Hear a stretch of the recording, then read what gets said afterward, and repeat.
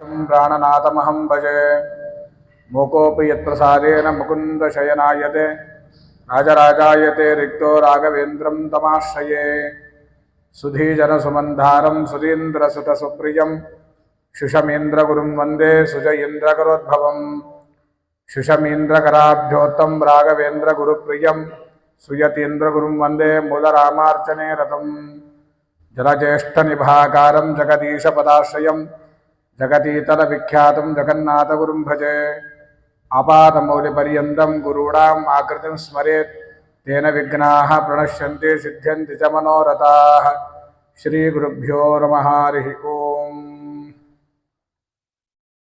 ಪರಮ ಪೂಜ್ಯ ಶ್ರೀಪಾದಂಗಳವರ ಪಾದಕಮಗಳಲ್ಲಿ ಭಕ್ತಿಪೂರ್ವಕ ನಮಸ್ಕಾರಗಳನ್ನು ಸಲ್ಲಿಸ್ತಾ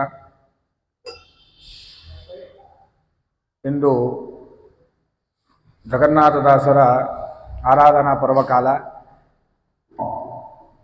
ಜಗನ್ನಾಥದಾಸರ ಆರಾಧನಾ ಪರ್ವಕಾಲದಲ್ಲಿ ಆ ಜ್ಞಾನಿಗಳ ಅವರ ಮಹಿಮೆಯನ್ನು, ಅವರ ಗ್ರಂಥದ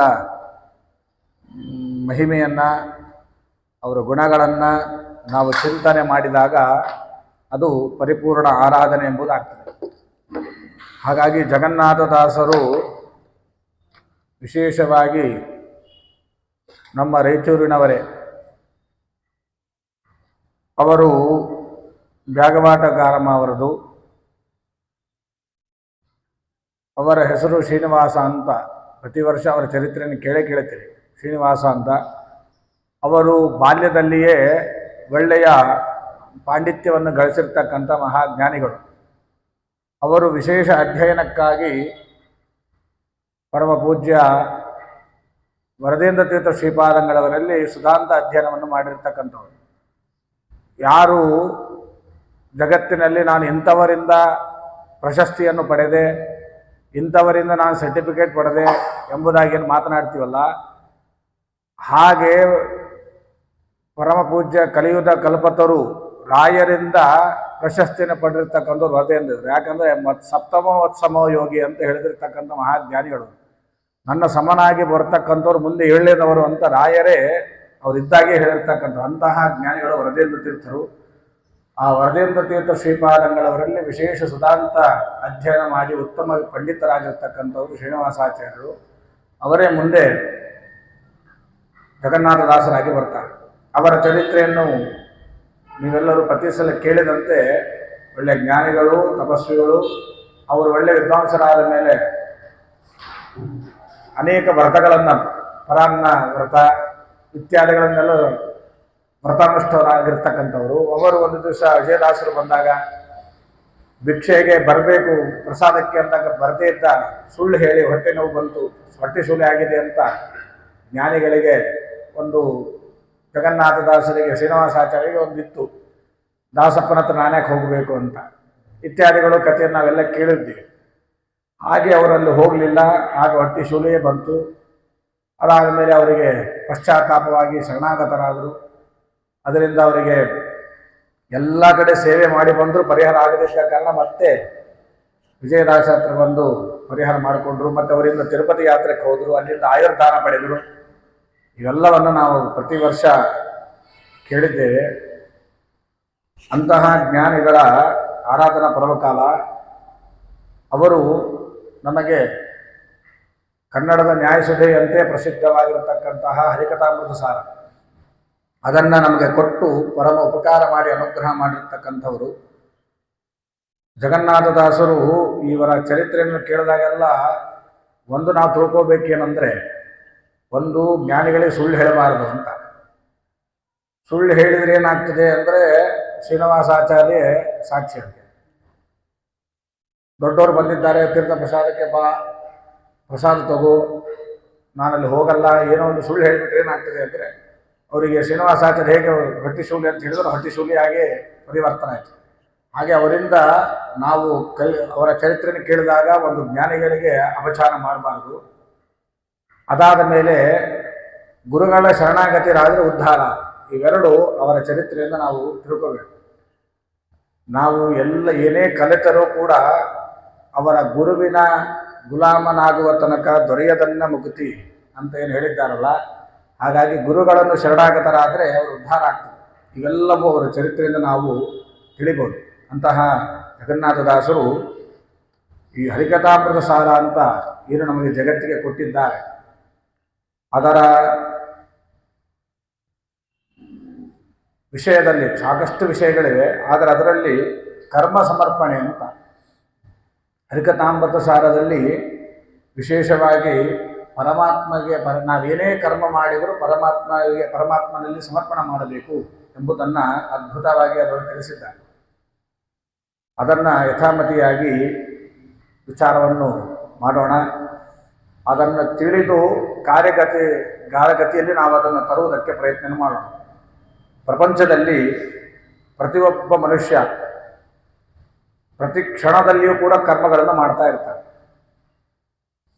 ಅವನು ಕರ್ಮವನ್ನು ಮಾಡದೇ ಒಂದು ಕ್ಷಣ ಇರಲಿಕ್ಕೆ ಸಾಧ್ಯನೇ ಇಲ್ಲ. ಮನುಷ್ಯನಾದವನು ಕಾಯಿಕ, ವಾಚಿಕ, ಮಾನಸಿಕ. ಕೈ ಏನೋ ಒಂದು ಕೆಲಸ ಮಾಡ್ತಿರ್ತದೆ, ಇಲ್ಲೆಲ್ಲರೂ ಕೂತಿದ್ದೇವೆ, ಮನಸ್ಸು ಏನೋ ವಿಚಾರ ಮಾಡ್ತಾ ಇರ್ತದೆ. ಮತ್ತು ಮುಂಜಾನೆಯಿಂದ ಸಂಜೆ ತನಕ ಸಾಕಷ್ಟು ಮಾತನಾಡ್ತೇವೆ. ಇವೆಲ್ಲವೂ ಕೂಡ ಕರ್ಮವನ್ನು ಮಾಡೇ ಮಾಡ್ತಾನೆ. ಒಂದು ಕ್ಷಣ ಅವನು ಸುಮ್ಮನೆ ಕೂಡ್ಲಿಕ್ಕೆ ಸಾಧ್ಯ ಇಲ್ಲ. ಹೀಗೆ ತಾನು ಮಾಡಿದ ಕರ್ಮಗಳನ್ನು ಭಕ್ತಿಯಿಂದ ಪರಮಾತ್ಮನಿಗೆ ಅರ್ಪಿಸಬೇಕು. ಅದನ್ನೇ ಅದನ್ನೇ ಶ್ರೀಮದಾಚಾರ್ಯರು ತಾವು ದ್ವಾದಶ ಸ್ತೋತ್ರದಲ್ಲಿ ತಿಳಿಸ್ತಾರೆ. ಏನಂತ? ಅಕ್ಷಯಂ ಕರ್ಮ ಯಸ್ಮಿನ್ ಪರೇ ಸ್ವರ್ಪಿತಂ. ಯಾರು ಸರ್ವೋತ್ತಮನಾದ ಪರಮಾತ್ಮನಲ್ಲಿ ತಾವು ಭಕ್ತಿಯಿಂದ ಮಾಡಿದ ಕರ್ಮ ಏನು ಅರ್ಪಿಸ್ತಾರಲ್ಲ, ಸತ್ಕರ್ಮಗಳು, ಅದು ಅಕ್ಷಯ ಫಲ ಕೊಡ್ತದೆ. ಪರಮಾತ್ಮನಲ್ಲಿ ಸಮರ್ಪಣೆ ಮಾಡಿದರೆ, ನಾವೆಲ್ಲ ಕರ್ಮ ಮಾಡಿದ್ದೇವೆ, ಪರಮಾತ್ಮನ ಸಮರ್ಪಣೆ ಮಾಡದೆ ಹೋದರೆ ಅಕ್ಷಯ ಫಲ ಬರೋಲ್ಲ, ಸುಮ್ಮನೆ ಫಲ ಬರ್ತದೆ.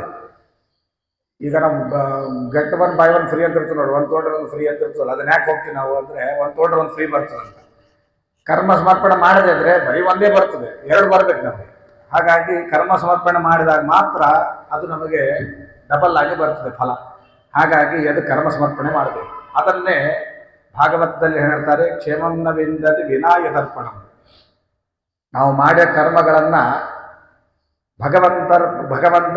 ಭಗವಂತನಿಗೆ ಅರ್ಪಣೆ ಮಾಡದಿದ್ದರೆ, ಅಲ್ಲದೆ ನಾವು ಅರ್ಪಣೆ ಮಾಡೋದಿಲ್ಲ, ಫಲ ಸ್ವಲ್ಪ ಬರ್ತದೆ ಅಂತ ಒಂದಾಯ್ತು.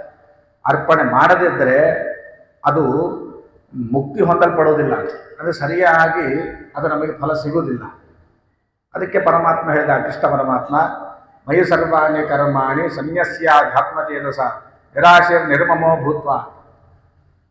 ಪರಮಾತ್ಮನೇ ಸರ್ವೋತ್ತಮ, ಅವನೇ ನನ್ನ ಸ್ವಾಮಿ ಎಂಬ ಭಾವನೆಯಿಂದ ಜ್ಞಾನ, ಭಕ್ತಿ ಇವೆಲ್ಲವನ್ನು ಅಪೇಕ್ಷೆ ಪಡದೇನೆ ತಾನೇ ಕರ್ಮಗಳನ್ನು ಸ್ವತಂತ್ರನಾಗಿ ಮಾಡ್ತಾ ಇದ್ದೀನಿ ಎಂಬ ಬುದ್ಧಿ ಬರಬಾರ್ದು.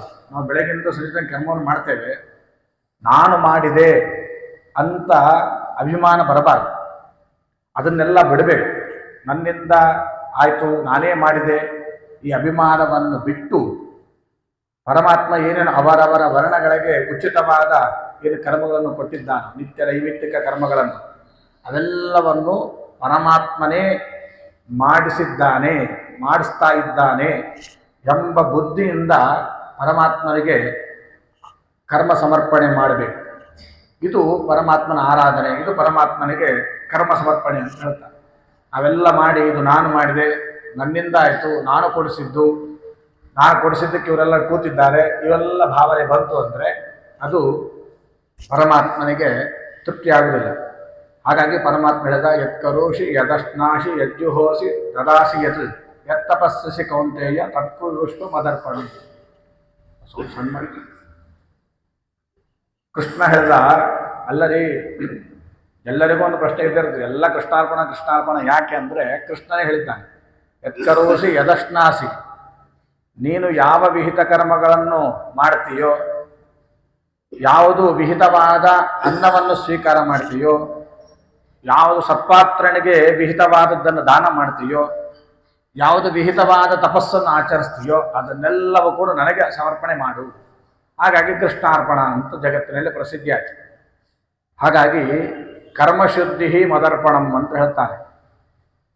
ಏನಂದರೆ ನಾವು ಮಾಡಿದ ಕರ್ಮಗಳನ್ನು ಭಗವಂತನಿಗೆ ಅರ್ಪಿಸಿದರೆ ಮಾತ್ರ ಅವುಗಳಿಗೆ ಶುದ್ಧಿ ಉಂಟಾಗ್ತದೆ. ನಾವು ಕರ್ಮ ಸಮರ್ಪಣೆ ಮಾಡದಿದ್ದರೆ ಶುದ್ಧಿ ಉಂಟಾಗುವುದಿಲ್ಲ ಎಂಬುದಾಗಿ ತಿಳಿಸ್ತಾರೆ. ಹಾಗಾಗಿ ನಮ್ಮ ಯೋಗ್ಯತೆಗೆ ಅನುಸಾರವಾಗಿ ಭಗವಂತನ ಪ್ರೇರಣಾನುಸಾರವಾಗಿ ಮನುಷ್ಯ ತನ್ನ ದೇಹದಿಂದ, ಮಾತಿನಿಂದ, ಮನಸ್ಸಿನಿಂದ, ಇಂದ್ರಿಯದಿಂದ, ಬುದ್ಧಿಯಿಂದ, ಸ್ವರೂಪದಿಂದ ಮಾಡಿದ ಸಕಲ ಕರ್ಮಗಳನ್ನು ಕೂಡ ಸರ್ವೋತ್ತಮನಾದ ನಾರಾಯಣನಿಗೆ ಮಾತ್ರ ಸಮರ್ಪಿಸಬೇಕು ಅಂತ ಹೇಳ್ತಾರೆ.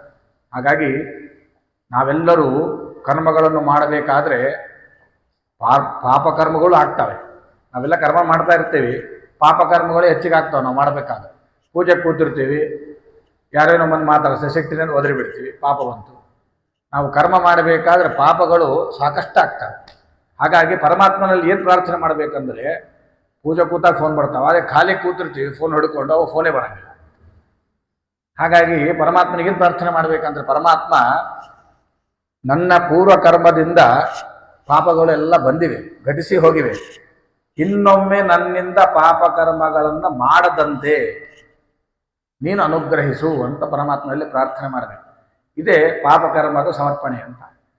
ನಮಗೆಲ್ಲ ಯಾಕೆ ಹೀಗೆ ಬರ್ತವೆ? ನಾ ಏನು ಮಾಡೋಕ್ಕಪ್ಪ, ಕೂತಿರ್ತೀನಿ, ಫೋನ್ ಬರ್ತಾವೆ, ಎದ್ದು ಹೋಗ್ಬೇಕಾಗ್ತದ. ನೀ ದೇವ್ರಿಗೆ ಪ್ರಾರ್ಥನೆ ಮಾಡು ಪೂಜೆ ಕೂತಾಗ, ಆಗಸಿಂದ ಸದ್ಯಕ್ಕೆ ಒಂದು ತಾಸು ಫೋನ್ ಬರಲಾರ್ದಂಗೆ ನೋಡ್ಕೋ ಅಂತ ದೇವ್ರಿಗೆ ಪ್ರಾರ್ಥನೆ ಮಾಡಿಬಿಟ್ರೆ ಅವಾಗೇನಾಗ್ತದೆ, ದೇವ್ರು ಅದು ನೋಡ್ಕೋತಾನೆ ವ್ಯವಸ್ಥೆ. ನಾವು ಪ್ರಾರ್ಥನೆ ಮಾಡದೇನೆ ಫೋನ್ ಬಂತು ನಾ ಏನು ಮಾಡಲಿ ಅಂತ ಹೇಳ್ತೀವಿ. ಹಾಗಾಗಿ ನಮಗೆ ಏನು ವಿಘ್ನಗಳು ಬರ್ತಾ ಇದ್ದೇವಲ್ಲ ಅದನ್ನು ಹೇಳಬೇಕು. ನೀನು ಪಾಪಕರ್ಮ ನನ್ನಿಂದ ಮಾಡಿಸ್ಬೇಡ ಅಂತ ಪರಮಾತ್ಮನಿಗೆ ಪ್ರಾರ್ಥನೆಯನ್ನು ಸಮರ್ಪಣೆ ಮಾಡ್ತೀವಲ್ಲ, ಅದೇ ಪಾಪಕರ್ಮದ ಸಮರ್ಪಣೆ ಅಂತ ಆಗ್ತದೆ. ಹಾಗಾಗಿ ಪುಣ್ಯ ಪಾಪಾದಿಕಂ ವಿಷ್ಣೋ ಅರ್ಪಣಂ ಕುರು ಸರ್ವದ ಅಂತ ಒಂದು ಮಾತು. ಸರ್ವ ಕರ್ಮಗಳನ್ನು ಕೂಡ ಭಗವಂತನಿಗೆ ಅರ್ಪಿಸಬೇಕು, ಅರ್ಪಿಸಿ ಕೃತಾರ್ಥರಾಗಬೇಕು ಅಂತ ತಿಳಿಸ್ತಾನೆ. ಹೀಗೆ ಮನುಷ್ಯನಾದವ ಕರ್ಮಗಳನ್ನು ಮುಂಜಾನೆಯಿಂದ ಸಂಜೆ ತನಕ ಏನೇನು ಕರ್ಮಗಳನ್ನು ಮಾಡ್ತಾನೋ ಅವೆಲ್ಲವೂ ಕೂಡ ಸರ್ವೋತ್ತಮನಾದ ಪರಮಾತ್ಮ ನನ್ನೊಳಗೆ ನಿಂತು ನನ್ನೊಳಗೆ ಪ್ರೇರಣೆ ಮಾಡಿ ನನ್ನಿಂದ ಮಾಡಿಸ್ತಾ ಇದ್ದಾನೆ ಎಂಬ ಅನುಸಂಧಾನದಿಂದ ಮಾಡಿ ಅದೆಲ್ಲವೂ ಅವನಿಗೆ ಅಂತ ಸಮರ್ಪಿಸಬೇಕು. ಇದು ಕರ್ಮ ಸಮರ್ಪಣೆ ಆಗ್ತದೆ. ಇದರಿಂದ ಅನಂತ ಫಲ ಬರ್ತದೆ ಅಂತ ತಿಳಿಸ್ತಾರೆ. ಇದನ್ನೇ ಹರಿಕಥಾಮೃತ ಸಾರದಲ್ಲಿ ತಿಳಿಸ್ತಾರೆ. ಸ್ಮರಿಸುವವರ ಅಪರಾಧಗಳತ ಸ್ಮರಿಸಲದ ಕಲಿಷ್ಠ ಪ್ರದಾಯಕ ಮರಳಿ ತನಗರ್ಪಿಸಲು ಕೊಟ್ಟದ್ದು ಅನಂತ ಮಡಿ ಮಾಡಿ ಅಂತ ಹೇಳ್ತಾರೆ. ಏನಂದರೆ ಪರಮಾತ್ಮ ಎಂಥ ಕರುಣಾಳು ಅಂತಂದರೆ, ಯಾರು ತನ್ನನ್ನು ಸ್ಮರಿಸ್ತಾರೆ, ಕೇವಲ ಸ್ಮರಿಸ್ತಾರೆ, ವಿಚಾರ ಮಾಡ್ರಿ, ಏನು ಅವರಿಗೆ ನಾವು ಅಭಿಷೇಕ ಮಾಡಿಲ್ಲ, ಪ್ರದಕ್ಷಿಣೆ ಹಾಕಿಲ್ಲ, ಹೂ ಕೊಟ್ಟಿಲ್ಲ, ತುಳಸಿ ಕೊಟ್ಟಿಲ್ಲ, ಏನು ಮಾಡಿಲ್ಲ, ಬರೀ ಸ್ಮರಿಸ್ತಾರೆ. ಸ್ಮರಿಸುವವರ ಅಪರಾಧಗಳ ಸ್ಮರಿಸುವ ಸಕಲಿಷ್ಠ ಪ್ರದಾಯಕ. ಹರಿಯು ಯಾರು ತನ್ನನ್ನು ಭಕ್ತಿಯಿಂದ ಸ್ಮರಿಸ್ತಾರೋ ಅವರ ಅಪರಾಧಗಳನ್ನು ಗಣನೆಗೆ ತಗೊಳ್ಳಂಗಿಲ್ಲ ಅಂತ. ನಾವೇನು ಅಪರಾಧಗಳನ್ನು ಮಾಡಿದ್ದೇವೋ ಅದು ಲೆಕ್ಕಕ್ಕೆ ತಗೊಳಗಲ್ಲ ಅಂತ. ಹಾಗಾದರೆ ಮರಳಿ ತನಗರ್ಪಿಸಲು ಕೊಟ್ಟದ್ದು ಅನಂತ ಮಡಿ ಮಾಡಿ. ನಾವು ಕೃಷ್ಣ, ರಾಮ, ನರಹರಿ ಅಂತ ಭಕ್ತಿಯನ್ನು ಸ್ಮರಣೆ ಮಾಡಿದರೆ ನಮ್ಮ ಪಾಪಗಳು ಲೆಕ್ಕಕ್ಕೆ ತಗೊಳ್ಳಲ್ಲ. ಅಷ್ಟೇ ಅಲ್ಲ, ಆ ಭಕ್ತನ ಸಕಲ ಅಭಿಷ್ಟಗಳನ್ನು ಪೂರ್ಣ ಮಾಡುತ್ತಾನೆ. ಅದಾದಮೇಲೆ ನಾವೇನೋ ಭಕ್ತಿಯಿಂದ ಪರಮಾತ್ಮನಿಗೆ ಏನಾದರೂ ಒಂದು ಕೊಟ್ವಿ, ಬೆಳ್ಳಿಯೋ ಬಂಗಾರೋ ಹಾರೋ ಏನಾದರೂ ಕೊಟ್ಟಿರ್ತೀವಿ, ಪರಮಾತ್ಮ ತಾನು ಇಟ್ಕೊಳ್ಳಲ್ಲ, ಅದನ್ನು ವಾಪಸ್ ಕೊಟ್ಬಿಡ್ತಾನೆ. ತಾನು ಕೊಡಬೇಕಾದ್ರೆ ನಾವೇನಾದರೂ 10 ರೂಪಾಯಿ ಇಸ್ಕೊಂಡ್ರೆ 10 ರೂಪಾಯಿ ವಾಪಸ್ ಕೊಡ್ತೀವಿ. ಇನ್ನು ಬಡ್ಡಿ ವ್ಯವಹಾರ ಮಾಡೋನಿದ್ರೆ ಒಂದು 11 ರೂಪಾಯಿನೂ ಕೊಟ್ಟಿರ್ತೀವೇನೋ. ಆದರೆ ಪರಮಾತ್ಮ ತಾನು ಕೊಟ್ಟದ್ದನ್ನು ಅಷ್ಟೇ ಕೊಡಲ್ಲ, ಅನಂತ ಮಡಿ ಮಾಡಿ ಕೊಟ್ಟುಬಿಡ್ತಾನೆ. ನೀನು 100 ರೂಪಾಯಿ ಕೊಟ್ಟು ಅಥವಾ 200 ರೂಪಾಯಿ ಅಂತ ಕೊಟ್ಬಿಡ್ತಾನೆ. ಎಲ್ಲರಿಗೂ ಅನುಭವಕ್ಕೂ ಬಂದಿರ್ತದೆ. ಎಷ್ಟೋ ನಾವು ಲೋಕದಲ್ಲಿ ಕೇಳ್ತೇವೆ, ನೋಡಪ್ಪ ದೇವರಿಗೆ ಅಲ್ಲಿ ಮಾಡಿಸಿದೆ, ನನಗೆ ಕೊಟ್ಟ ನೋಡು ದೇವರು ಅಂತ ಹೇಳ್ತೀವಿ. ಯಾಕೆ ಅಂದರೆ ಆ ವಿಶ್ವಾಸದಿಂದ ನಾವು ದೇವರು ಕೊಡ್ತಾನಂತ ಕೊಡಬಾರದು. ನಾವು ಪರಮಾತ್ಮನ ಸಮರ್ಪಿಸಬೇಕು, ಆದರೆ ಅವನು ನಮಗೆ ಖಂಡಿತ ಕೊಡ್ತಾರೆ. ಈಗ ನಾವು ವಿನಿವಿಂಕಲ್ಲಿ ಹಾಕಿದ್ವಿ, ಅದು ಬರಲೇ ಇಲ್ಲ, ಕೃಷ್ಣಾರ್ಪಣ ಆಯಿತು. ಹಾಗೆ ಇಲ್ಲಿ ಹಾಕಿದ್ರೆ ಬರಂಗಿಲ್ಲ ಅಂತೇನಿಲ್ಲ, ಅಲ್ಲಿ ಹಾಕಿದರೆ 100 to 100% ಪರಮಾತ್ಮ ವಾಪಸ್ ಕೊಟ್ಬಿಡ್ತಾನೆ. ಹಾಗೆ ಅದನ್ನೇ ಇಲ್ಲಿ ಹರಿಕಥಾಮೃತ ಸಾರದಾರರು ಹೇಳಿದರು, ಮರಳಿ ತನಗರ್ಪಿಸಲು ಕೊಟ್ಟದ್ದು ಅನಂತ ಮಡಿ ಮಾಡಿ. ಭಕ್ತ ತಾನು ಸ್ಮರಣೆ ಮಾಡಬೇಕು. ಸ್ಮರಣೆ ಮಾಡಿದರೆ ಅವನು ಮಾಡಿದ ಅಪರಾಧಗಳನ್ನು ಲೆಕ್ಕಕ್ಕೆ ತಗೊಳ್ಳಲ್ಲ. ಅಷ್ಟೆಲ್ಲದೇನೋ ತಾನೇನು ಭಕ್ತಿಯಿಂದ ಸಮರ್ಪಿಸಿರ್ತಕ್ಕಂಥದ್ದನ್ನು ಡಬಲ್ ಆಗಿ ಅನಂತ ಮಡಿ ಮಾಡಿ ಕೊಡ. ಡಬಲ್ ಅಂತಲ್ಲ, ಅದಕ್ಕೆ ಅನಂತ ಅಂತ ಹೇಳಿಬಿಟ್ರು, 2 ಪಟ್ಟು ಅಂತಲ್ಲ, ಅದಕ್ಕೆ ಎಷ್ಟು ಅನಂತ ಲೆಕ್ಕ ಮಾಡಲಿಕ್ಕೆ ಸಾಧ್ಯ ಇಲ್ಲ, ಅಷ್ಟು ಕೊಡ್ತಾನೆ ಪರಮಾತ್ಮ.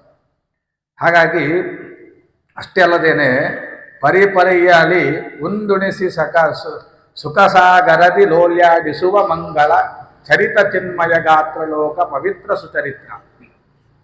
ಮುಂದೆ ನೋಡ್ರಿ, ಪರಮಾತ್ಮ ಅನಂತ ಮಡಿ ಮಾಡಿ ಕೊಟ್ಟ. ಅಷ್ಟೇ ಅಲ್ಲದೇನೆ ಬಗೆ ಬಗೆಯಾಗಿ ಅವರಿಗೆ ಉಣಿಸಿ ಅಂತ ನಿಮಗೇನು ಬೇಕು ಭೋಗ್ಯ ವಸ್ತುಗಳೆಲ್ಲ ಕೊಡ್ತಾರೆ. ಸುಖಸಾಗರದಿ ಉಳ್ಳಾಡಿಸಿ ಅಂತ ಹೇಳ್ತಾರೆ. ಸುಖಸಾಗರದೊಳಗೆ ಓಳಾಡಿಸ್ತಾನೆ ಅಂತೆ. ಸುಖ ನಮಗೆ ಎಷ್ಟು ಒಂದು ಚೌಕಟ್ಟು, ನಮಗೆ ಇಲ್ಲಿ ಹಂಗಲ್ಲ. ಸುಖ ಸಾಗರ ಅಂತ, ಸಾಗರದಷ್ಟು ಸುಖವಾಗಿ ಸುಖ ತಂದು ಕೊಡ್ತಾನೆ ನಮಗೆ. ಅದರೊಳಗೆಲ್ಲ ಓಡಾಡಿಸ್ತಾನೆ ಪರಮಾತ್ಮ. ಅಷ್ಟೇ ಅಲ್ಲೇ ಅವನೆಂಥವನು, ಮಂಗಳ ಚರಿತ್ರ ಉಳ್ಳವನು, ಜ್ಞಾನಾನಂದ ಮೇಧೆ ಉಳ್ಳವನು, ಲೋಕ ಪವಿತ್ರನು ಸುಚರಿತ್ರನೂ ಆಗಿದ್ದಾನೆ ಪರಮಾತ್ಮ ಅಂತ ದಾಸರು ಹೇಳ್ತಾರೆ. ಹರಿಕಥಾಮೃತ ಸಾರ ಇದು ಕೇವಲ ಕನ್ನಡ ಪದ್ಯ ಅಂತ ನಾವು ತಿಳಿದಿದ್ರೆ ಅದು ಮೂರ್ಖತನ. ನಮಗೆಲ್ಲರಿಗೆ ಬರಲಿ ಅನ್ಲಿಕ್ಕೆ ಕನ್ನಡ, ಎಲ್ಲರಿಗೂ ಸಂಸ್ಕೃತ ಬರೋದಿಲ್ಲ, ಓದೋದು ಕಷ್ಟ ಅಂತ ದಾಸರಾಯರು ಕನ್ನಡದ ಮಾಡಿಕೊಟ್ಟಾರ. ಜಗನ್ನಾಥ ದಾಸರು ಮಹಾಪ್ರಕಾಂಡ ಪಂಡಿತರವರು, ಸಂಸ್ಕೃತ ಮಾಡ್ಲಿಕ್ಕೆ ಬರ್ತಿದ್ದಿಲ್ಲ ಅಂತ ಏನಿಲ್ಲ ಅವರಿಗೆ.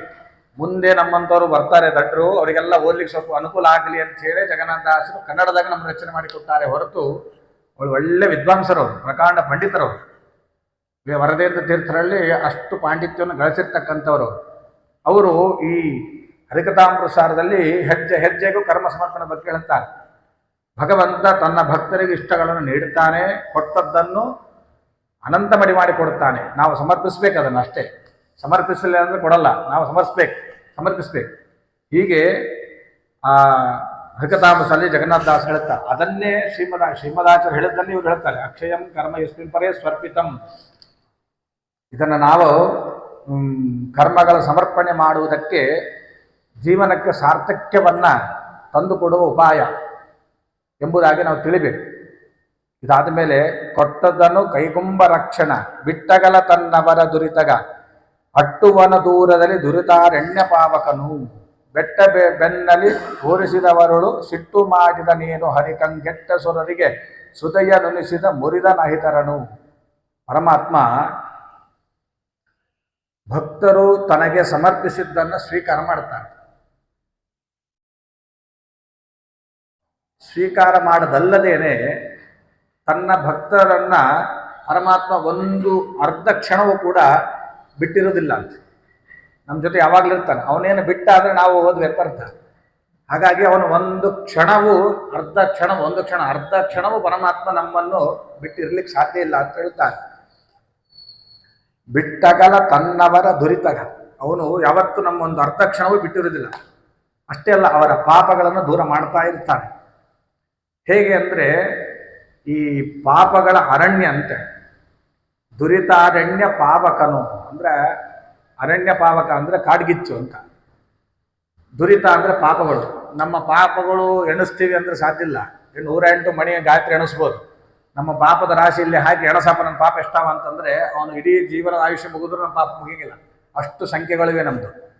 ಅಷ್ಟು ಕಾಡಿನಂತಿರುವ ನಮ್ಮ ಪಾಪಗಳನ್ನು ಅಗ್ನಿ ಒಂದು ದೊಡ್ಡದಾದ ದಟ್ಟವಾದ ಅರಣ್ಯದಲ್ಲಿ ಒಂದು ಕಿಡಿ ಬಿತ್ತು ಅಂದರೆ ಎಷ್ಟು ದೊಡ್ಡದಾದ ಬೆಂಕಿ ಹತ್ತುತ್ತೋ ಹಾಗೆ ನಮ್ಮ ದೊಡ್ಡದಾದ ಪಾಪವೆಂಬ ಅರಣ್ಯದಲ್ಲಿ ಆ ಪರಮಾತ್ಮ ಕಾಡ್ಗಿಚ್ಚಿನಂತೆ ನಮ್ಮ ಪಾಪಗಳನ್ನು ಸುಟ್ಟು ಬೂದಿ ಮಾಡುತ್ತಾನೆ.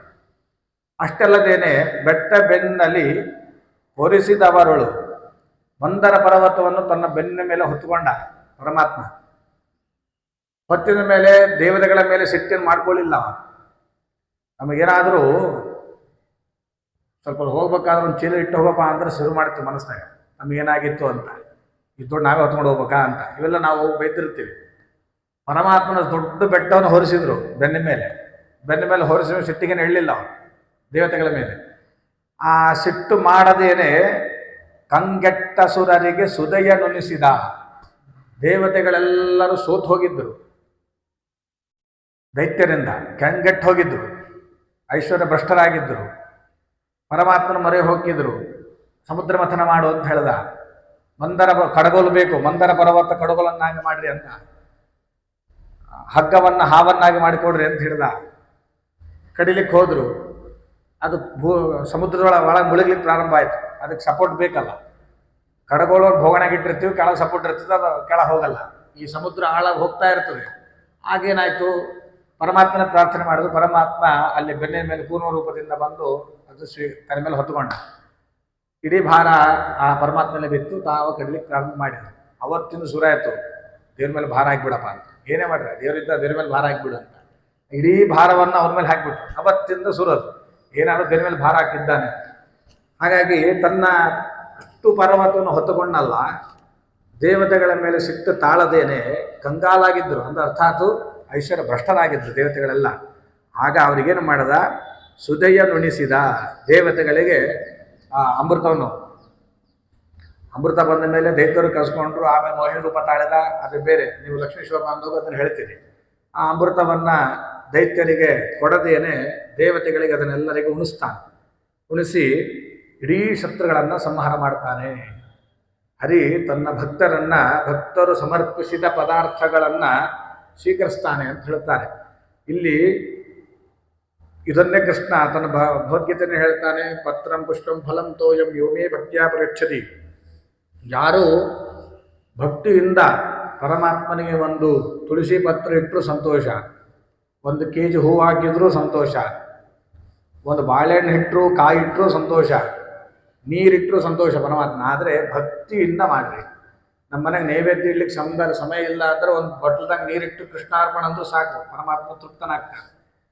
ಹಾಗಾಗಿ ಪರಮಾತ್ಮ ಹೇಳ್ದ ಅಲ್ಲಿ ಕೃಷ್ಣ ಗೀತೆಯೊಳಗೆ, ನೀವೇನು ಮಾಡ್ಬೇಡ್ರಪ್ಪ, ಭಕ್ತಿಯನ್ನು ಒಂದು ತುಳಸಿ ದಳ ಕಿತ್ತಿ ನನ್ನ ಮೇಲೆ ಹಾಕ್ರಿ ಅಂತ ಹೇಳ್ದ. ಅದಕ್ಕೆ ಶಾಸ್ತ್ರಕಾರ ಹೇಳಿದ್ರು, ಮುಂದೆ ಇವರು ತುಳಸಿ ತರಲಿಕ್ಕೂ ಮೈಗಳ್ರಾಗ್ತಾರೆ ಅಂತ ಗೊತ್ತಾಯ್ತು ಅವ್ರಿಗೆ ಮುಂದೆ. ಅದಕ್ಕೇನು ಮಾಡಿದ್ರು, ತುಳಸಿ ತರಲಿಕ್ಕೆ ಆಗದೆ ಇದು ಚಿಂತಿಲ್ಲ, ಸಿಕ್ಕಿಲ್ಲ ಅಂತ ಹೇಳಿ ತುಳಸಿ ಕಾಷ್ಟ ಆದ್ರೂ ಇಡ್ರಿ ನನ್ನ ತಲೆ ಮೇಲೆ ಅಂತಂದ. ತುಳಸಿ ಕಾಷ್ಟನೋ ಸಿಗೋಲ್ದು ಅಂದ್ರೆ ತುಳಸಿ ಮೃತಿಕಾದ್ರೂ ಇಡ್ರಪ್ಪ ಅಂತ ಹೇಳ್ದ. ಆದರೂ ಇಡ್ಲಿಕ್ಕೆ ತಯಾರಿಲ್ಲ, ನನ್ನ ಕಡೆಗೆ ತುಳಸಿ ಆದ್ರೂ ಅಂದ್ರಪ್ಪ ಅಂತಂದ. ಅಷ್ಟೂ ಅವಕಾಶ ಮಾಡಿಕೊಟ್ರು. ನಾವು ಪುಣ್ಯ ಸಂಪಾದನೆ ಮಾಡದಿದ್ರೆ ನಾವು ಜನ್ಮ ತಾಳಿ ಲಾಭ ಏನು, ಯಾವ ಪುರುಷಾರ್ಥಕ್ಕೆ ಅಂತ ನಾವು ವಿಚಾರ ಮಾಡ್ಕೊಳ್ಬೇಕು. ಶಕ್ತಿ ಕೊಟ್ಟಾಗ, ಸಮಯ ಕೊಟ್ಟಾಗ ನಾವು ಅದನ್ನು ದೇವರಿಗಾಗಿ ಮೀಸಲಿಡದಿದ್ದರೆ ಆಗ ಮುಪ್ಪು ಬಂದಾಗ ಪಶ್ಚಾತ್ತಾಪ ಪಡ್ತೀವಿ. ನಾನು ಮಾಡಬೇಕಾಗಿತ್ತು, ಅವಾಗ ಶಕ್ತಿ ಇತ್ತು, ಈಗ ಮಾಡ್ಲಿಕ್ಕೆ ಅವಾಗ ಏನಂತೀವಿ, ಆಗ್ಬೇಕಂತೀವಪ್ಪ, ಹಸಿವಿ, ಶುಗರ್ ಗುಳಿ ತೊಗೋಬೇಕು, ಏನು ಮಾಡ್ತೀವಿ ಅಂತ ಈಗೊಂದು ಕಾರಣ ಬರುತ್ತೆ. ಅಲ್ಲಪ್ಪ ಚಳಿ ಏನು ಮಾಡ್ತೀನಿ, ಕಣ್ಣೀರು ಮಾಡ್ಲಿಕ್ಕೆ ಆಗಲ್ಲ ಅಂತ ಹೇಳ್ತೀವಿ. ಇವೆಲ್ಲ ಕೈ ನಡುತ್ತವೆ, ಸಾಲಗ್ರಾಮಿ ದೊಡ್ಡೋದ್ರೆ ಹೆಂಗೆ ಅಂತ ಇವೆಲ್ಲ ಪ್ರಶ್ನೆ ಏನು ಬರ್ತಾವೆ ಅಂದರೆ ವಯಸ್ಸಾದ ಬರ್ತವೆ. ಹಾಗಾಗಿ ಶಕ್ತಿ ಇದ್ದಾಗ ಇಷ್ಟು ನಮ್ಮ ಶಾಸ್ತ್ರದೊಳಗೆ ಅನುಕೂಲ ಮಾಡಿಕೊಟ್ಟಾಗ್ಯೂ ನಾವು ದೇವ್ರ ಪೂಜೆ ಮಾಡಲಿಲ್ಲ ಅಂತಂದಾಗ ಏನು ಸಾರ್ಥಕ, ಬದುಕಿ ಏನು ಸಾರ್ಥಕ ಅಂತ ದಾಸರೇ ರಾಯರೇ ಹೇಳ್ತಾರೆ. ಹಾಗಾಗಿ 84 ಲಕ್ಷ ಜೀವರಾಶಿ ದಾಟಿ ಬಂದು ಇಂತಹ ಸುಂದರವಾದ ದೇಹ ಪಡೆದು ಜ್ಞಾನ ಕೊಟ್ಟರು ನಾವು ಇದನ್ನು ಮಾಡದಿದ್ದರೆ ಲಾಭ ಏನು ಅಂತ ನಾವು ಪ್ರಶ್ನೆ ಹಾಕ್ಕೊಳ್ಬೇಕು. ಈ ರೀತಿಯಾಗಿ ಹೇಳಿ, ಅಗಣಿತಾತ್ಮ ಸುಭೋಜನ ಪದಾರ್ಥಗಳ ಒಳಗೆ ಅಖಂಡ ಒಂದೊಂದು ಅಗಳಿನೊಳು ಅನಂತಾಂಶದಿಂದಲೇ ಖಂಡನೆಂದಿರಿಸಿ. ನಾವೆಲ್ಲರೂ ಊಟ ಮಾಡ್ತೇವೆ. ಊಟ ಮಾಡ್ತಾ ಇರಬೇಕಾದ್ರೆ ಜಗನ್ನಾಥದಾಸರು ಭಗವಂತನ 2 ರೂಪಗಳನ್ನು ತಿಳಿದು ಭೋಜನವನ್ನು ಮಾಡಿ ಆ ಪರಮಾತ್ಮನ ಪಾದಗಳಿಗೆ ಸಮರ್ಪಿಸಬೇಕು ಎಂಬುದನ್ನು ಇದು ತಿಳಿಸ್ತಾರೆ. ಇದಕ್ಕೆ ವೈಶ್ವಾನರ ಯಜ್ಞ ಅಂತ ಕರೀತಾರೆ. ಪರಮಾತ್ಮ ಅನಂತ ರೂಪನಾದ ಪರಮಾತ್ಮ. ಅವನು ನಮಗೆ ಜೀವನ ಶಕ್ತಿ ಬರುವುದಕ್ಕೆ, ಜೀವನ ಮಾಡಲಿಕ್ಕೆ ಅಗಳು ಕೊಟ್ಟಿದ್ದಾನೆ. ಭೋಜನ ಎಂಬ ಒಂದು ಸಾಧನ ಕೊಟ್ಟಿದ್ದಾರೆ. ಅದನ್ನು ತಿಂದು ನಾವು ಪರಮಾತ್ಮನ ಸೇವೆಯಲ್ಲಿ ನಿರತರಾಗಬೇಕು. ಆ ಪದಾರ್ಥದೊಳಗೆ ಒಂದು ಅಗಳಿದೆ. ಆ ಪದಾರ್ಥದೊಳಗೆ ಅಖಂಡ ರೂಪನಾಗಿಯೂ ಇದ್ದಾನೆ, ಖಂಡ ರೂಪನಾಗಿಯೂ ಇದ್ದಾನೆ. ಅಂದರೆ ಒಂದಿಷ್ಟು ದೊಡ್ಡ ಪದಾರ್ಥ ಇದೆ, ಆ ಪದಾರ್ಥ ಅಷ್ಟು ಉದ್ದನೂ ಇದೆ, ಇಷ್ಟು ದೊಡ್ಡ ಪದಾರ್ಥ ಇದೆ, ಅದರೊಳಗೂ ಇದ್ದಾನೆ. ಅಗಳಿನೊಳಗೂ ಇದ್ದಾನೆ, ಈ ದೊಡ್ಡದಾದ ಪುರಿ ಒಳಗೂ ಇದ್ದಾನೆ. ಇದ್ರಾಗಷ್ಟೇ ಇದ್ದಾನೆ, ಇದ್ರಾಗಿಲ್ಲ ಅಂತಲ್ಲ. ಅಖಂಡ ರೂಪದಲ್ಲಿಯೂ ಇದ್ದಾನೆ, ಖಂಡ ರೂಪದೊಳಗೂ ಇದ್ದಾನೆ. ಹಾಗಾಗಿ ಸ್ವಗತ ಭೇದ ವಿವರ್ಜಿತನಾಗಿರ್ತಕ್ಕಂತಹ ಪರಮಾತ್ಮನ 2 ಬಗೆಯ ರೂಪಗಳನ್ನು ತಿಳಿದು ಭೋಜನ ಮಾಡಿದರೆ ಅದು ಪರಿಪೂರ್ಣ ಅಂತ. ನಾವು ಅಗಳು ತಿನ್ನಬೇಕಾದ್ರೂ ಬಹಳ ಅನುಸಂಧಾನ ಬೇಕು. ಇದು ಪರಮಾತ್ಮ ಕೊಟ್ಟಿರುವ ದೊಡ್ಡದಾದ ನಮಗೆ ಅನುಗ್ರಹ. ಇದನ್ನು ತಿಂತಾ ಇದ್ದೇವೆ. ಈ ಅಗಳಿನಲ್ಲಿ ಪರಮಾತ್ಮ ಪರಿಪೂರ್ಣನಾಗಿದ್ದಾನೆ, ಸಣ್ಣ ಪದಾರ್ಥದಲ್ಲಿಯೂ ಇದ್ದಾನೆ. ನೀವು ಯಾವ ಯಾವ ಆಕಾರದ ಪದಾರ್ಥಗಳು ತರ್ತೀವೋ ಅದೇ ಆಕಾರದಲ್ಲಿ ಪರಮಾತ್ಮ ಇರ್ತಾನೆ. ಹಾಗಾಗಿ ದಾಸರಾಯರು ಹೇಳಿದರು ಹರಿಕಥಾಮೃತಸಾರದಲ್ಲಿ, ಒಂದೊಂದು ಅಗಳಿನಳು ಅನಂತಾಂಶದಿಂದಲೇ ಖಂಡನೆಂದೆನಿಸಿ. ಊಟ ಮಾಡಬೇಕಾದ್ರೆ ಎರಡು ಬಗೆಯ ರೂಪ, ಒಂದು ಖಂಡ ರೂಪ, ಒಂದು ಅಖಂಡ ರೂಪದಿಂದ ಪರಮಾತ್ಮ ಇದರೊಳಗೆ ಸನ್ನಿಹಿತನಾಗಿದ್ದಾನೆ ಅಂತ ತಿಳಿದು ಅದನ್ನು ಸ್ವೀಕಾರ ಮಾಡಿ ಅದು ಪರಮಾತ್ಮನಿಗೆ ಅರ್ಪಿಸ್ಬೇಕು. ಮತ್ತೆ ಸ್ವಾಮಿ ನನ್ನೊಬ್ಬರಿಂದ ಊಟ ಮಾಡಿದೆ, ನಿನಗೆ ಅರ್ಪಣೆ ಅಂತ. ಊಟ ಮಾಡಬೇಕಾದರೂ ಒಂದು ಪುಣ್ಯ ಇರಬೇಕು, ಪರಮಾತ್ಮನ ಅನುಗ್ರಹ. ಎಷ್ಟೋ ಜನಕ್ಕೆ ಉದರ ಶೂಲಿ ಇರ್ತದೆ, ತಿಂದಿದ್ದನ್ನ ಅರಗಂಗಿಲ್ಲ. ನಮ್ಮ ಅರಗ್ಲಿಕ್ಕತ್ತದ, ಹೊಟ್ಟೆ ಸೇರ್ಲಿಕ್ಕತ್ತದ ಅಂದ್ರೆ ಅವನ ಅನುಗ್ರಹನೇ. ಹಾಗಾಗಿ ಕೆಲವೊಬ್ರು ಅನ್ನನೇ ಇಲ್ಲ, ಶುಗರು, ಬಕ್ರಿ ಚಪಾತಿ ತಿನ್ಬೇಕು. ನಮಗೆ ಸರಿಯಾಗಿ ಪಂಚಭಕ್ಷ್ಯ ತಿನ್ಲಿಕ್ಕೆ ಶಕ್ತಿ ಕೊಟ್ಟಾನ, ರೋಗ ರುಜಿನ ಕೊಟ್ಟಿಲ್ಲ ಅಂದರೆ ನಾವು ಅವನಿಗೆ ಎಷ್ಟು ನೆನೆಸ್ಬೇಕು. ನಾವು ಸಾಮಾನ್ಯ ಒಂದು ಕೆಲಸ ಮಾಡಿಕೊಟ್ಟವನಿಗೆ ಅವ್ನು ಸಾಯೋ ತನಕ ಜೀಜಿ ಅನ್ಕೊಟ್ಟು ಕೊಡ್ಬೇಕು ನಾವು. ಅಂಥದ್ರೊಳಗೆ ನಮಗೆ ಇಷ್ಟು ಉಪಕಾರ ಮಾಡಿದ ಪರಮಾತ್ಮನಿಗೆ ಒಂದು ತುತ್ತು ತಿನ್ಬೇಕಾದ್ರೆ ಗೋವಿಂದ ಅಂತ ನಾವು ಅನ್ಬೇಕು ಭಕ್ತಿಯಿಂದ. ಅದು ಆನಂದ ಎಷ್ಟು ಬರ್ತದಂದ್ರೆ ಅನುಭವಿಸಿದ್ದೀನಿ ಗೊತ್ತು, ಅದು ಹೇಳಿಕ್ಕೆ ಸಾಧ್ಯ ಇಲ್ಲ. ಊಟ ಕೂತ ಒಂದು ತುತ್ತು ತಿಂದು ಕಣ್ಣು ಮುಚ್ಚಿ ಗೋವಿಂದ ಅಂದ್ರೆ ಅಂದಾಗ ಏನು ಆನಂದ ಆಗ್ತದೋ ಆ ಆನಂದ ವರ್ಣಿಸ್ಲಿಕ್ಕೆ ಸಾಧ್ಯ ಇಲ್ಲ. ಯಾವನು ಅಂದಾಗ ಯಾರಿಗೆ ಆನಂದ ಆಗ್ತದೋ ಆ ಸುಖ ಅವನಿಗೆ ಗೊತ್ತು. ಹಾಗಾಗಿ ಅದನ್ನು ತಿನ್ನಬೇಕಾದ್ರೆ ಈ ಹರಿಕಥಾಮೃತ ಸಾರ ಏನು ಹೇಳಿದ್ದಾರಲ್ಲ, ಪರಮಾತ್ಮ ನೀನು ಎಲ್ಲದರಗೂ ಇದ್ದಿ ಅಂತ ಎರಡು ರೂಪ ಖಂಡ ರೂಪ ಚಿಂತನೆಯನ್ನು ಮಾಡಿ ಸ್ವೀಕಾರ ಮಾಡಿದಾಗ ಅದು ಆನಂದ ಬೇರೆ ಆಗ್ತದೆ. ಆಗ ಎಲ್ಲ ಭೋಜನ ಆದ್ಮೇಲೆ ನಿನ್ನ ಅನುಗ್ರಹದಿಂದ ಆಯ್ತು ಸ್ವಾಮಿ ನಿನಗೆ ಅರ್ಪಿತ ಅನ್ನಬೇಕು. ಈ ರೀತಿಯಾಗಿ ಮಾಡಿದರೆ ಇದು ವೈಶ್ವಾನರ ಯಜ್ಞ ಅಂತ ಅನಿಸ್ತದೆ. ವೈಶ್ವಾನರ ಯಜ್ಞ ಅಂತ ನಾವು ಬೋರ್ಡ್ ಹಾಕ್ತೇವೆ, ಆದರೆ ಇಷ್ಟೆಲ್ಲ ಅನುಸಂಧಾನ ಇರಬೇಕು. ಈ ಅನುಸಂಧಾನ ಇತ್ತು ಅಂದರೆ ವೈಶ್ವಾನರ ಯಜ್ಞ ಅಂತ ಆಗ್ತದೆ. ಹಾಗಾಗಿ ಜಗನ್ನಾಥದಾಸರು ಎಷ್ಟು ಹೆಜ್ಜೆ ಹೆಜ್ಜೆಗೆ ನಮಗೆ ಅನುಸಂಧಾನದ ಬಗ್ಗೆ, ಕರ್ಮ ಸಮರ್ಪಣದ ಬಗ್ಗೆ ನಮಗೆ ತಿಳಿಸಿಕೊಟ್ಟಿದ್ದಾರೆ. ಅಬುಜ ಜಾಂಡೋದರನು ವಿಪಿನದಿ ಶಬರಿ ಅಂಜಲ ನುಂಡಗು ಕುಲ ದಬಲೆಯರೊಳಗಿಸಿದನು ಋಷಿ ಪತ್ನಿಯರ ಕೊಟ್ಟನ್ನ. ಪರಮಾತ್ಮ ಇಡೀ ಸಮಸ್ತ ಬ್ರಹ್ಮಾಂಡವನ್ನ ತನ್ನ ಉದರದೊಳಗೆ ಸ್ವೀಕಾರ ಮಾಡಿ ಧರಿಸಿದ್ದಾರೆ. ಇಲ್ಲೇನು ಹೇಳ್ತಾರೆ ಈ ಪದ್ಯದೊಳಗೆ ಅಂದರೆ, ನಾವು ಸಮರ್ಪಿಸಿದ ನೈವೇದ್ಯವನ್ನ ಸ್ವೀಕರಿಸ್ತಾನೆ ಪರಮಾತ್ಮ ಅಂತ ತಿಳಿಸ್ತಾರೆ. ತಾನು ಸ್ವೀಕರಿಸಿ ನಮ್ಮನ್ನು ಅನುಗ್ರಹಿಸ್ತಾನೆ. ಇಡೀ ಬ್ರಹ್ಮಾಂಡವನ್ನ ತನ್ನ ಉದರದೊಳಗೆ ಧಾರಣೆ ಮಾಡಿದ್ದಾನೆ ಶ್ರೀಹರಿ ಪರಮಾತ್ಮ. ಆ ಪರಮಾತ್ಮ ಕಾಡಿನ ಒಳಗೆ ಹೋಗ್ತಾ ಇರಬೇಕಾದ್ರೆ ಶಬರಿ ಕಾಯ್ತಾ ಇದ್ಲು, ಹಣ್ಣು ಕೊಟ್ಲು, ಹಣ್ಣನ್ನು ತಿಂದ ಪರಮಾತ್ಮ. ಅದಾದ ಮೇಲೆ ಗೋಕುಲದಲ್ಲೂ ಅಬಲೆಯರೊಣಗಿಸಿದ. ಗೋಕುಲಕ್ಕೆ ಹೋದ, ಅಲ್ಲಿ ಇಡೀ ಗೋಪಿಕಾಸ್ತ್ರೀಯರನ್ನ ಒಲಿಸ್ತಾನೆ. ಮುಂದೆ ಋಷಿ ಪತ್ನಿಯರು ಕೊಟ್ಟಿರ್ತಕ್ಕ ಅನ್ನವನ್ನು ಸ್ವೀಕಾರ ಮಾಡ್ತಾನೆ. ಯಾಕೆ ಹೇಳಕ್ ಕೊಟ್ರು ಅಂದ್ರೆ, ಅವನು ಸ್ವರಮಣ ಅಂತ, ಸುಭುಜತಾ ಬಂಧಿಸಿದ ಸ್ವರಮಣ. ಸ್ವರಮಣ ಅಂತ ಪರಮಾತ್ಮನಿಗೆ ಹೆಸರು. ಅದರ ಅರ್ಥ ಏನು ಅಂದ್ರೆ, ಸ್ವರಮಣ ಅಂದ್ರೆ ಅವನಿಗೆ ಸಂತೋಷ ಆಗಬೇಕಂದ್ರೆ ಇನ್ನೊಬ್ಬರ ಅಪೇಕ್ಷೆ ಇಲ್ಲ. ಸ್ವರಮಣ. ನಮಗೆಲ್ಲ ಇನ್ನೊಬ್ಬರ ಅಪೇಕ್ಷೆ ಇದೆ. ಹಸಿವೆ ಆಗಿದೆ, ಊಟ ಮಾಡಿ ಸುಖ ಆಗ್ಬೇಕಂದ್ರೆ ಇನ್ನೊಬ್ರು ಮಾಡಿ ಹಾಕ್ಬೇಕು, ನಾವು ಮಾಡ್ಕೋಬಹುದು. ಅದಕ್ಕೆ ಪದಾರ್ಥ ಇನ್ನೊಬ್ರು ತರಬೇಕು. ಪರಮಾತ್ಮನೇ ಹಾಗಿಲ್ಲ, ಸ್ವರಮಣ ಅಂತ ಕರೀತಾರೆ. ಯಾರ ಅಪೇಕ್ಷೆಯೂ ಅವನಿಗಿಲ್ಲ, ಅದಕ್ಕೆ ಅವನು ಸ್ವರಮಣ ಅಂತ ಕರೀತಾರೆ. ಲಕ್ಷ್ಮೀ ಅಪೇಕ್ಷೆಯೂ ಇಲ್ಲ ಅವನಿಗೆ, ಅದಕ್ಕೆ ಸ್ವರಮಣ ಅಂತ ಕರೀತಾರೆ. ಅಂತಹ ಸ್ವರಮಣ, ಯಾರ ಅಪೇಕ್ಷೆ ಇಲ್ಲದೇ ಇರತಕ್ಕಂಥ ಪರಮಾತ್ಮ ಶಬರಿ ಕೊಟ್ಟ ಹಣ್ಣನ್ನು ಸ್ವೀಕಾರ ಮಾಡಿದ, ಋಷಿಪತ್ನಿಯರು ಕೊಟ್ಟ ಅನ್ನವನ್ನು ಸ್ವೀಕಾರ ಮಾಡಿದ. ಮುಂದೆ ಕೃಷ್ಣನಾಗಿದ್ದಾಗ ಕುಬ್ಜೆ ಬರ್ತಾಳೆ. ಕುಬುಜೆ ಗಂಧಕ್ಕೆ ಒಲಿದ ಮುನಿಗಣ. ಈ ಕುಬ್ಜೆ ತ್ರಿವಕ್ರೆ, ಈ ಕಂಸನನ್ನ ಯುದ್ಧ ಮಲ್ಲಕ್ಕೆ ಹೋಗ್ಬೇಕಾದ್ರೆ ಕುಬ್ಜೆ ಬರ್ತಾಳಲ್ಲಿ. ಆ ಕುಬ್ಜೆ ಗಂಧ ಕೊಡ್ತಾಳೆ.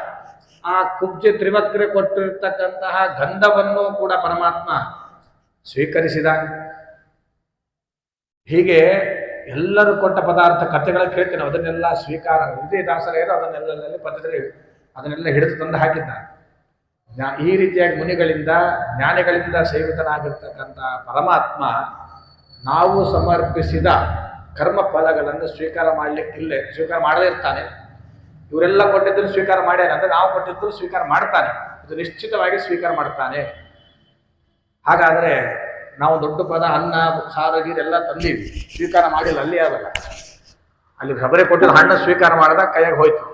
ಆಕೆ ಗಂಧ ಕೊಟ್ಟಲು ಸ್ವೀಕಾರ ಮಾಡಿದಾಗ ಗಂಧ ಹಾಕಿದ ಕೈಗೆ ಖಾಲಿ ಆಯ್ತು. ಋಷಿಪತ್ನಿಯರು ಅನ್ನ ಕೊಟ್ಟರು, ಅದು ಹೋಯ್ತು. ಆದರೆ ನಾವು ಕೊಟ್ಟಿದ್ದು ಅನ್ನಗಿನ ಹಂಗೆ ತಟ್ಟೆಗಾದಲ್ಲ ಅಂದ್ರೆ ಪರಮಾತ್ಮ ಸಾರಭಕ್ತನಾಗಿದ್ದಾನೆ. ಅಂದ್ರೆ ನಾವು ಕೊಟ್ಟ ಅನ್ನ ಭಕ್ಷ್ಯ ಏನೇನಿವೆ ಕೋಸಂಬರಿ ಏನೇನು ಇಡ್ತೀವೋ ಅದೆಲ್ಲದಲ್ಲಿರ್ತಕ್ಕಂಥ ಸಾರವನ್ನು ಮಾತ್ರ ಸ್ವೀಕಾರ ಮಾಡ್ತಾನೆ. ಪದಾರ್ಥ ಅಲ್ಲೇ ಇರ್ತದೆ, ಆ ಸಾರ, ಆ ರುಚಿ ಅಂತ ಏನಿರ್ತದೆ ಸಾರವನ್ನು ಮಾತ್ರ ಪರಮಾತ್ಮ ಅದನ್ನು ಸ್ವೀಕಾರ ಮಾಡ್ತಾನೆ. ಹಾಗಾಗಿ ಪದಾರ್ಥ ಅಲ್ಲೇ ಇರ್ತದೆ. ಅದಿಷ್ಟು ಪದಾರ್ಥ ಇದ್ದಿದ್ದಿಲ್ಲ ಅಂದರೆ ನಾವು ತಟ್ಟೆಗಳಿಗೆ ಇಡ್ಲಿಕ್ಕೆ ಸಾಧ್ಯನೇ ಇಲ್ಲ.